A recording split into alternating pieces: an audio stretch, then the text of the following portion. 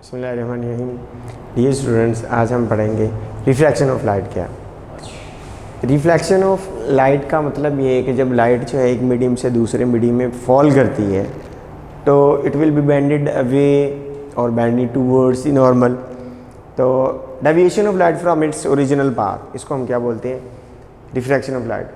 हमारी common observation ये है कि हमारे पास एक गिलास है, उसमें आप पानी भर लें। ये हाफ मैंने इसको पानी से फिल कर दिया, इसको फिल कर दे। इसमें पेंसिल एक डिप करें, पेंसिल आपने डिप कर दी, ये पेंसिल है, आप इसको डिप करेंगे तो ये यहाँ पे एयर है और ये पानी है।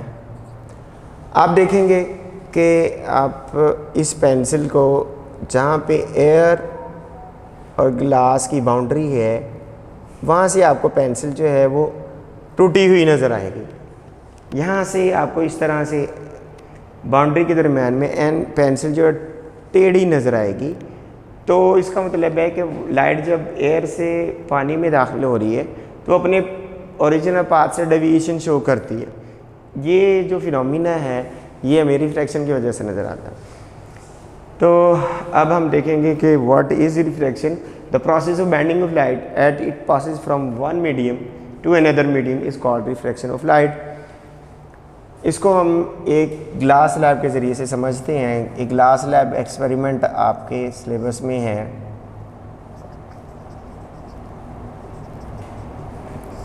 यहाँ पे हम देखते हैं हमारे पास एक ग्लास की स्लैब है रेक्टेंगुलर शेप की।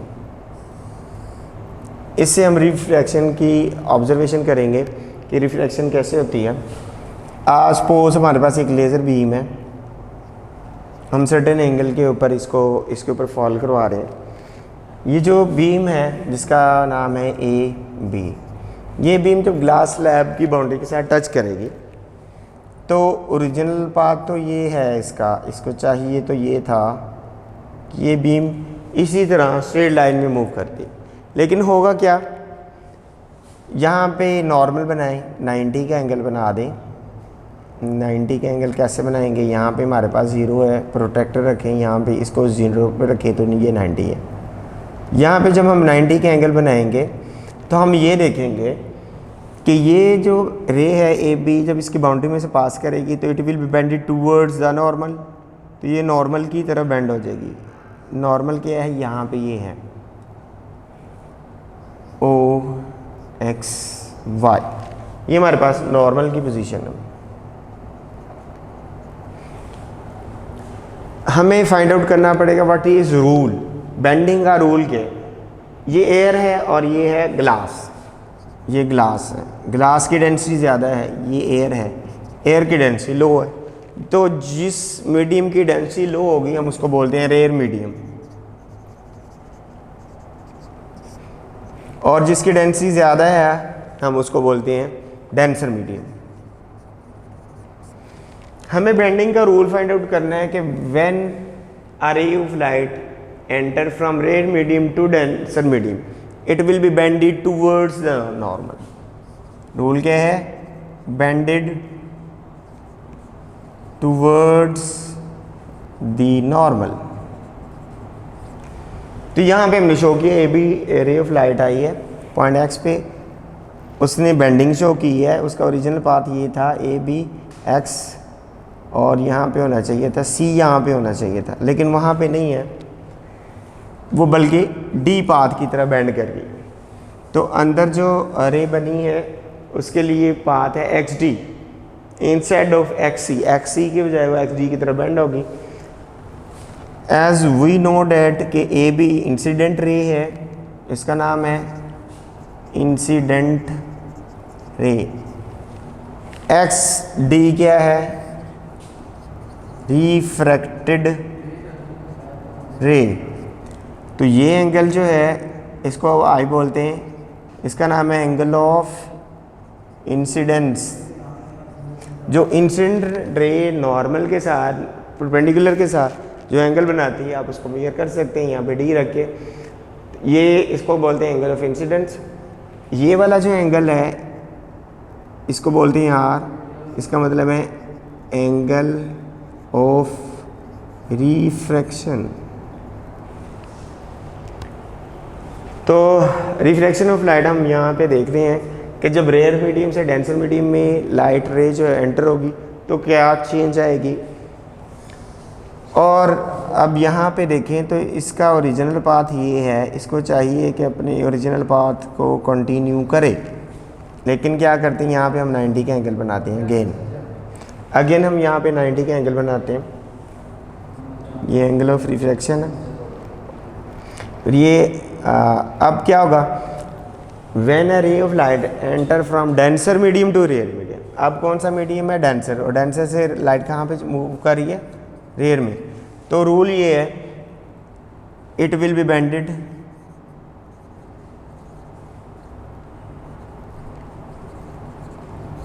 Away from normal.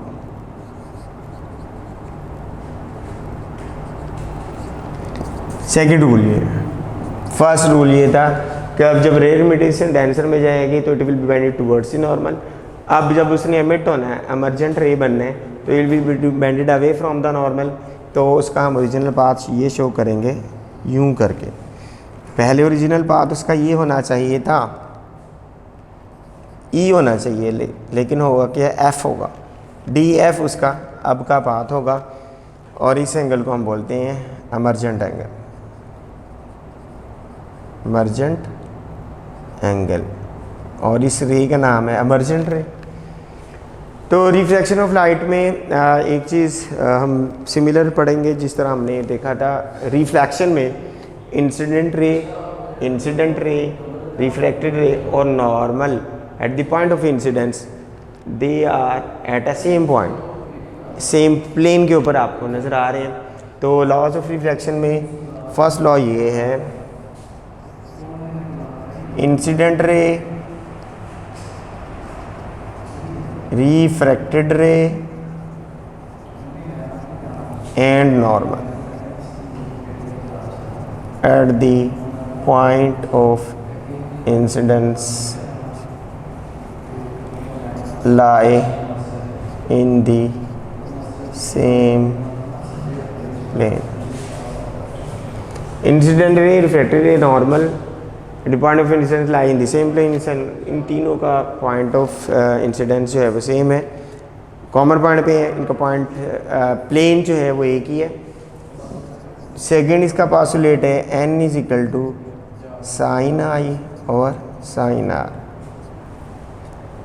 Ratio of angle of incidence और ratio of angle of reflection is constant.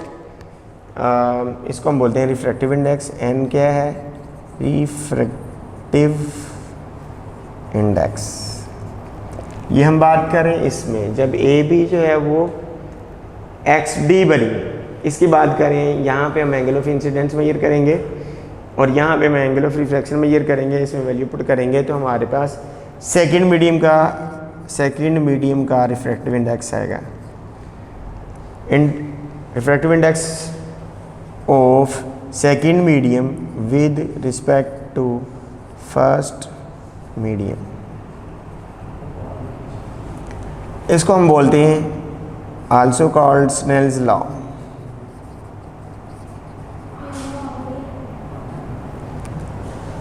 तो लॉज ऑफ रिफ्रैक्शन दो हैं आपके पास, incident ray, refracted ray, normal एक ही प्लेन पे एग्जिस्ट करते हैं।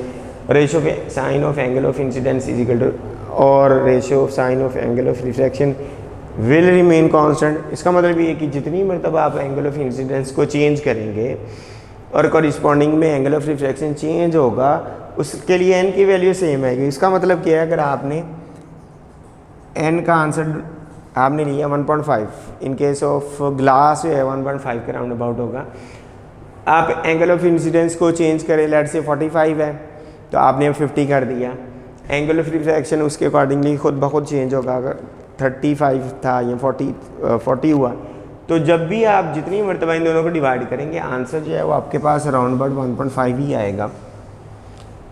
कांस्टेंट का मतलब है जितनी मरतबा आप एंगल ऑफ इंसिडेंस को चेंज करेंगे उसके कोरिस्पॉन्डिंग में एंगल ऑफ रिफ्लेक्शन चेंज होगा और उसका आंसर जो आएगा वो अराउंड अबाउट 1.5 ही आएगा। That is called Snell's law और refractive index of the second medium with respect to the first medium.